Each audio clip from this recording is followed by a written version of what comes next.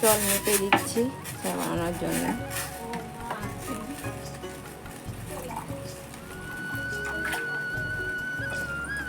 অল্প অনেকখানি বানিয়ে ফেলেছিলাম, তাই একটু মেপে দিয়ে দিচ্ছি। চা গ্রেট এখানে আমি আদা দিয়ে দিচ্ছি একটু গ্রেট করে।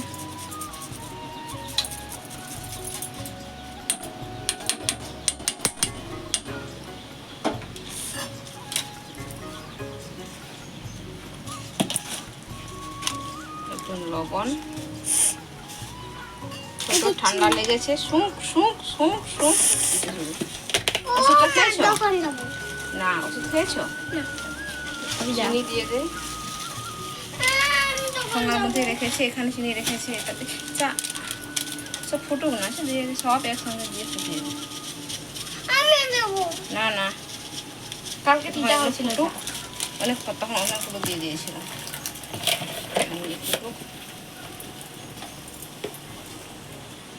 এই যে এর মধ্যে রেখেছি,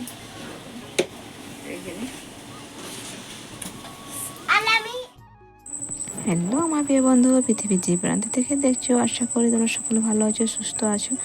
সকলকে স্বাগত আমার ছোট্ট একটা ব্লগে, আমার ছোট্ট একটা পরিবারে। তো আমি এখন ঝাঁট দিচ্ছি, চা খেয়ে নিয়েছি, চা খেয়ে আমি এখন ঝাঁট দিচ্ছি। আমি ভোরে উঠেছি, রান্না করেছি, আমার বর কাজে ভাত নিয়ে যায়, তাই ভোরে উঠে রান্না করেছি। সব বাসির কাজ করতে ছাড়তে আমার কিন্তু 9:30 বেজে গিয়েছিল। তো চা খেয়ে মেয়েদের স্কুল যাওয়ার টাইম হয়ে গিয়েছে। আমি আরেকবার ঝাঁট তুলে দিচ্ছি, কারণ ঘর নোংরা হয়ে গেছে, সেই ভোরে ঝাঁট দিয়েছিলাম, নোংরা হয়ে গিয়েছে। আর মেয়ে আজকে পুজো করছে, আর ওখানে পড়ার জায়গাতে এত এলোমেলো করে দিয়েছে, এখন আর গোছাবো না, থাক।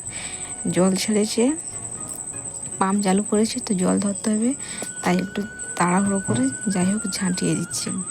যেগুলো মানে কাগজ টাগজ পড়েছে ওগুলো ছাঁটিয়ে বের করে দিচ্ছি। তারপরে জল ধরবো, মেয়েকে, ছোটো মেয়েকে স্কুল পৌঁছে দিয়ে এসে তারপরে ঘর গোছাবো। তো চলো আমার ব্লগে থেকো, অবশ্যই শেষ পর্যন্ত দেখো আমি কি কি করি না করি। তো স্কিপ করো না, চলো আমি কাজ করি।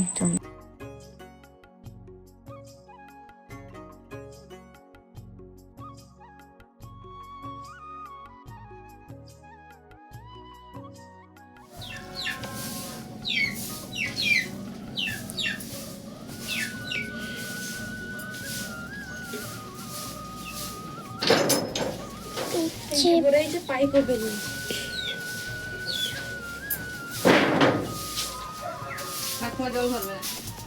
ঠাকুর জল ঢালবে না, জল আমার বন্ধ করে দেবো, জল ভরবে না।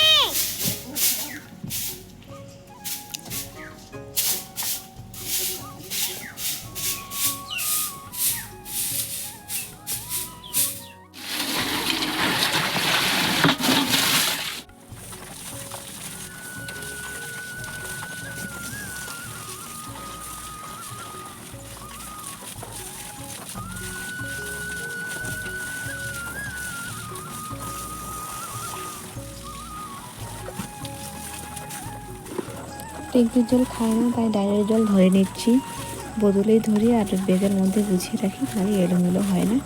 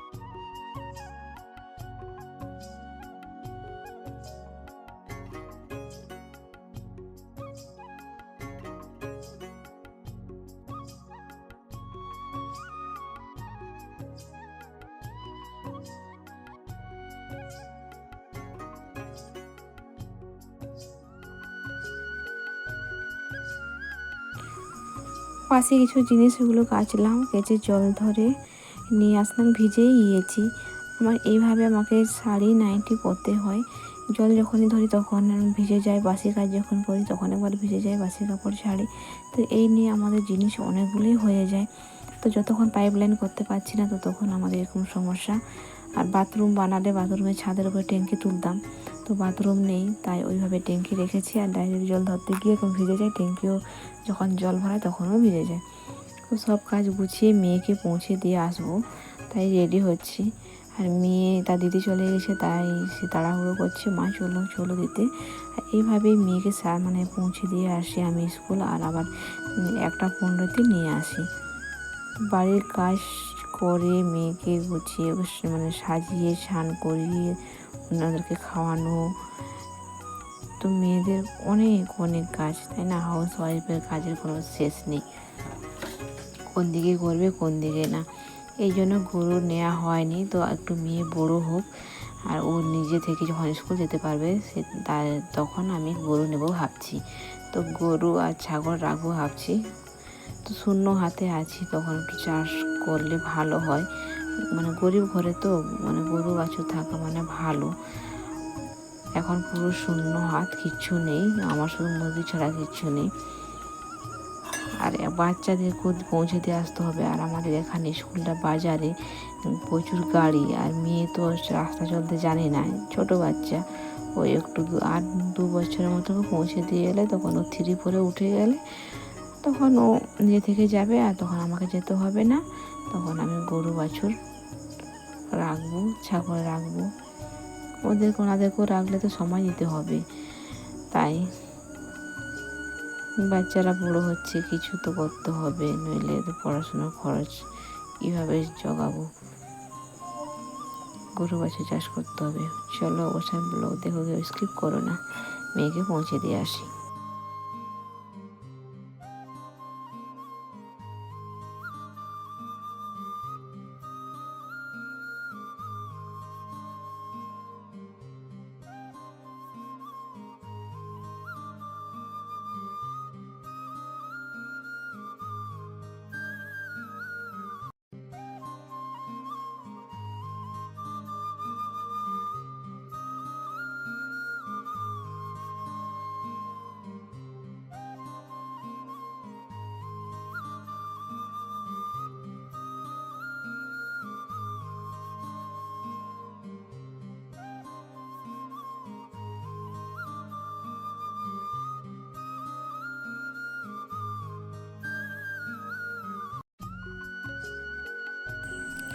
স্কুলে পৌঁছে দিয়ে এলাম, কিন্তু ভীষণ ঘাম দিয়েছে, ভীষণ গরম।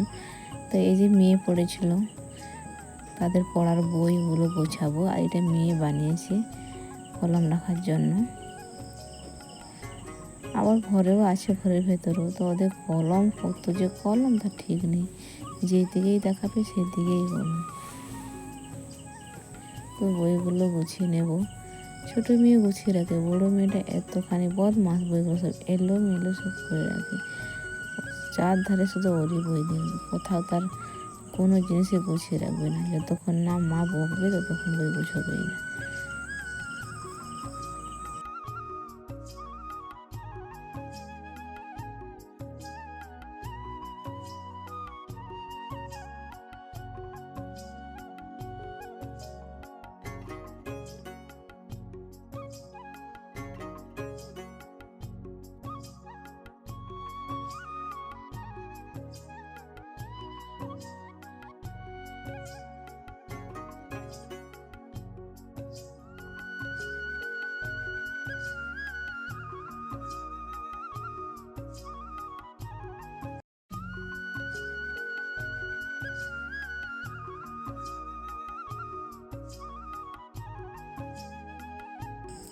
সকালে মেয়ে পড়া দিয়েছিল, তো এইগুলো দেখার টাইম হয়নি, তাই বলেছিলাম যে খাতাগুলো রেখে দিয়ে যাও, আমি ঠিক দেখে দেবো।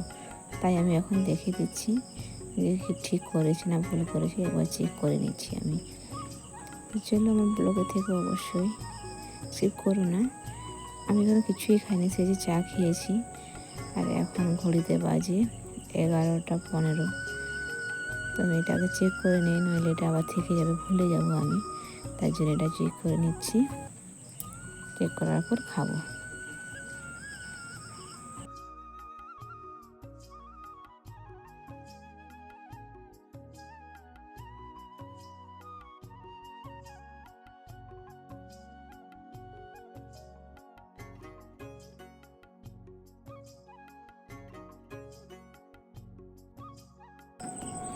মেয়েকে স্কুল থেকে নিয়ে চলে এসেছি। তো সংসারের সব কাজকর্ম করতে করতে নিজের প্রতি কোনো গুরুত্বই দেওয়া হচ্ছে না, তাই ভীষণ চুল পড়ে পাতলা হয়ে যাচ্ছে। তাই হচ্ছে একটা রেসিপি বানাচ্ছি আমার হেয়ারে লাগাবার জন্য। আতপ চাল দিয়েছি, এটা হচ্ছে কালো জিরে আর মেথি দেব। এগুলো ফুটিয়ে এই জলেই মাথায় কিছুক্ষণ লাগিয়ে রেখে প্লেন জলে ধুয়ে নেব, তো সপ্তাহে 3 দিন।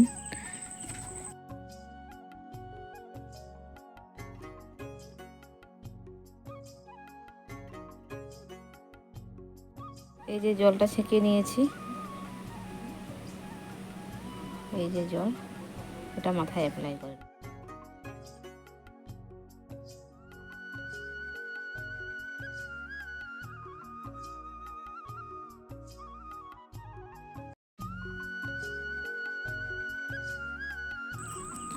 একটা একটা ভাগ করছি চুল আর হচ্ছে লাগিয়ে দিচ্ছি। কীভাবে সামনেটা চুল পড়ে পুরো টাক হয়ে গিয়েছে, ভীষণ তো গুরুত্ব দেওয়া হয়নি। চলো আজকের ব্লগটা কেমন হয়েছে অবশ্যই ভালো লাগলে লাইক কমেন্ট শেয়ার করে দিও।